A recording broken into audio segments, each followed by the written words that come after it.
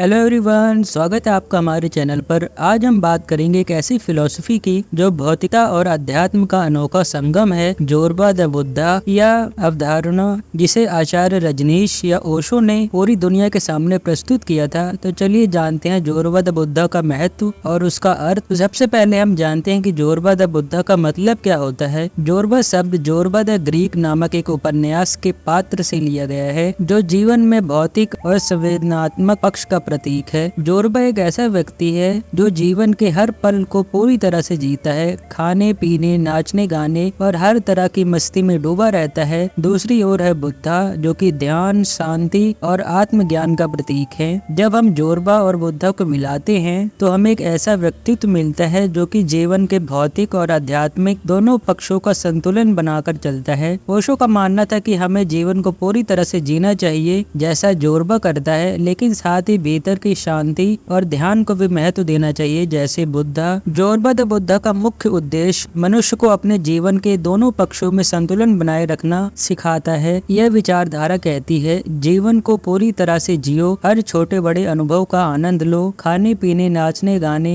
हर चीज का पूरा आनंद लेना चाहिए, परंतु केवल भौतिक सुखों में डूबे रहना ही पर्याप्त नहीं है। जीवन में आंतरिक शांति और ध्यान भी आवश्यक है। यह हमें अपने भीतर की सच्चाई और शांति से जोड़ता है। जोरबा द बुद्धा की फिलॉसफी हमें कहती है कि हमें जीवन में भौतिक और आध्यात्मिक दोनों पक्षों का संतुलन बनाए रखना चाहिए। यह जरूरी नहीं है कि हम सभी भौतिक सुखों को त्याग दें या केवल ध्यान और साधना में ही लीन रहें। हमें दोनों का आनंद लेना चाहिए, दोनों में संतुलन बनाए रखना चाहिए। अब सवाल उठता है कि जोरबा द बुद्धा की फिलॉसफी को हम अपने जीवन में कैसे उतार सकते हैं। तो इसका पहला चरण है ध्यान। ध्यान वैसे नहीं जैसे कि बाकी सब बताते हैं कि आपको मंत्र मेडिटेशन करना है, आपको चौकड़ी मार के बैठना है, ऐसा कुछ नहीं। ओशो कहते हैं ध्यान का पहला कदम है भीतर आने वाली और बाहर जाने वाली श्वास पर अपने मन को एकाग्र करना। यह आपके मन को शांत और केंद्रित करने में मदद करता है। भौतिक सुखों का आनंद लें, अपने पसंदीदा भोजन का आनंद लें, दोस्तों के साथ समय बिताएं, जो भी आपको खुशी देता है बिना किसी गिल्ट के वह अवश्य करें। साथ ही प्राकृतिक सौंदर्य को सराहें, खुली हवा में सांस लें, जंगलों पहाड़ों पर समय बिताएं। पर हर मनुष्य के लिए संभव नहीं है कि वो जंगलों पहाड़ों समुद्र के किनारे जाए। तो ओशो के कहने का तात्पर्य ये है कि अगर आप एक फूल को देख रहे हैं तो इस तरह देखें कि कैसे परमात्मा ने ये आपके लिए ही बनाया है। जोरबा द बुद्धा बनने का मतलब है एक ऐसा जीवन जीना जिसमें आप ना तो भौतिक सुखों से भाग रहे हैं और ना ही आध्यात्मिकता से डर रहे हैं कि हमें तो सब कुछ छोड़ना पड़ेगा, वन में जाना पड़ेगा या माला फेरनी पड़ेगी। ऐसा कुछ नहीं है। आप जीवन के सभी पहलुओं का पूरा आनंद लेते हुए भी अपने अंदर की शांति और ज्ञान की खोज कर सकते हैं।